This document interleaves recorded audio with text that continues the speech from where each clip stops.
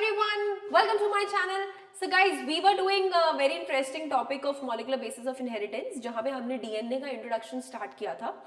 अभी हम स्टार्ट करेंगे हमारा structure of polynucleotide chain. Sorry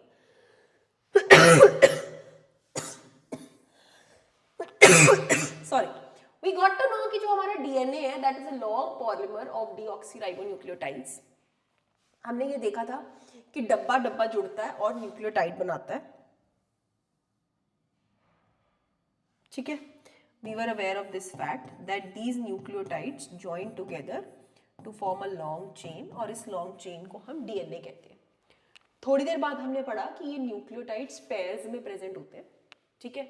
और किसी तरह ये लिंक्ड होते हैं, बेस पेयर बनाते हैं. आज हम पढ़ेंगे कि ये जो केमिकल स्ट्रक्चर है पॉलीन्यूक्लियोटाइड चेन्स का, चाहे वो डीएनए चाहे वो आरएनए, तो वो है कैसा, ये न्यूक्लियोटाइड कैसा है. सबसे पहले मैं आज वीडियो में आपको आज न्यूक्लियोटाइड के कंपोनेंट्स बताऊंगी. तो मैं अगर बात करूं एक न्यूक्लियोटाइड की, जो एक न्यूक्लियोटाइड इस एक डब्बे की, ये इस डब्बे के तीन कंपोनेंट्स हैं. एक नाइट्रोजनस बेस है, उसमें एक पेंटोस शुगर है और एक फॉस्फेट ग्रुप है. ठीक है. अगर आपको ये डायग्राम दिख रहा है, ठीक है, तो ये वाली जो हमारी है ये शुगर है, this one, this is the pentose sugar. इसमें आपको ये ऑक्सीजन दिख रहा है, सो और एक ये ऑक्सीजन है, दो ऑक्सीजन दिखाई दे रहे हैं आपको. So this is deoxy ribose. ठीक है. ये हमारा नाइट्रोजन बेस है जो आपको दिख रहा है. ठीक है.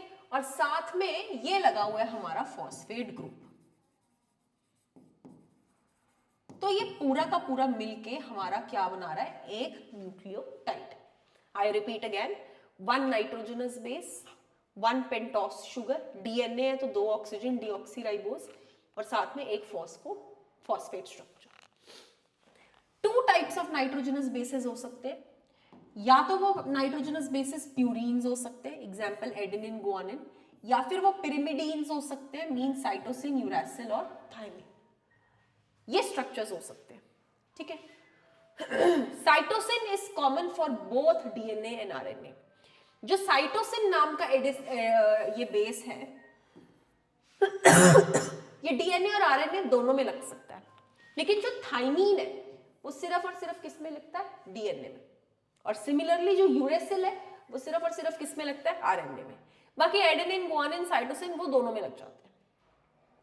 A nitrogenous base जो है it is linked to the OH of first carbon of pentose sugar. अगर आप यहाँ पे ध्यान से देखो तो ये हमारा नाइट्रोजन बेस है, ये किसके साथ जुड़ा हुआ है, दिस इज फर्स्ट कार्बन. ये यहाँ पे कुछ नहीं लिखा है तो ये क्या है, अगर यहाँ पे कुछ नहीं लिखा है तो ये कार्बन है. Carbon 1, carbon 2, carbon 3, carbon 4, carbon 5. ठीक है. और आपको छोटे छोटे दिख भी होंगे 1, 2, 3, 4, 5. तो जो ये हमारा नाइट्रोजन बेस है ये फर्स्ट कार्बन के पोजीशन के साथ जुड़ा हुआ है. ठीक है. वो ये यहीं पे बोल रहे हैं, attach to the OH of the first carbon pentose sugar through an glycosidic bond. ये जो लिंकेज है इसको हम बोलेंगे एन ग्लाइकोसिडिक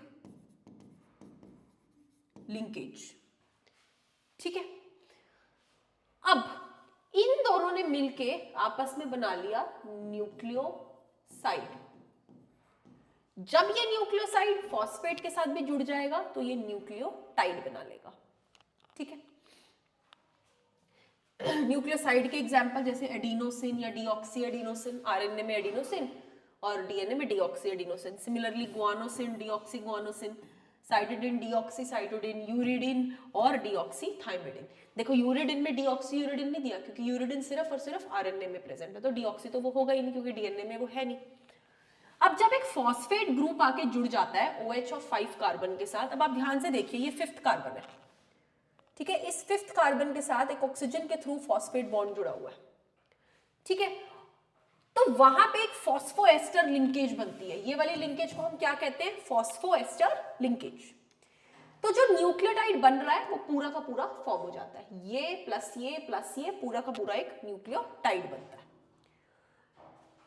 टू न्यूक्लियोटाइड्स जो है, अब ये एक न्यूक्लियोटाइड है, ये एक न्यूक्लियोटाइड है, ठीक है, both the nucleotides are linked through 3 to 5 phosphodiester linkage. अब आप ध्यान से देखिएगा, ये थर्ड कार्बन पे जुड़ा हुआ है, ठीक है, और ये यहां से इसके फिफ्थ कार्बन पे जुड़ा हुआ है। ये इस न्यूक्लियोटाइड का कार्बन है, वो उस न्यूक्लियोटाइड का कार्बन है, तो दोनों ये जुड़े हुए 3 और 5 के, तो 3 to 5 phosphodiester linkage to form a dinucleotide. इससे क्या बनता है? डाइन्यूक्लियोटाइड। इसी तरीके से और भी न्यूक्लियोटाइड्स ज्वाइन होते जाते हैं और हमारी एक बड़ी पॉलीन्यूक्लियोटाइड चेन बन जाती है, ठीक है। This was about the structure of polynucleotide chain and we have covered the topic here. अगले में मैं आपको बताऊंगी इसका further chemical bondage and linkage, लेकिन तब तक के लिए इतना पढ़ना बहुत ज्यादा इंपॉर्टेंट है। Thank you so much for watching my lecture. I hope you must have understood. Thank you.